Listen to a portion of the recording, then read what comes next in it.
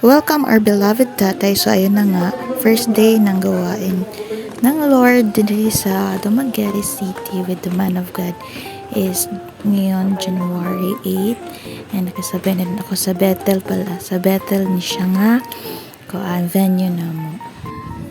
Centralized sa buong Negros Oriental or Negros Island chapter. So marami ang nakidalo. Everybody say,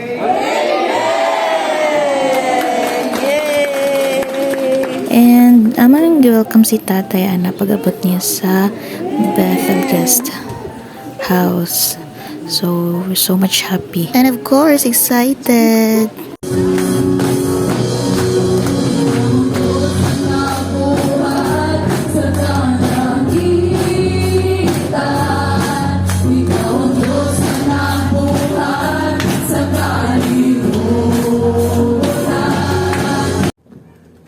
hindi kami pwede makapasok sa opisina ninyo.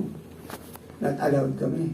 Sa pabrika, nakangailangan ng kaligtasan doon kagalingan kalayaan. Kayo yung qualified na abutin sila. Amen.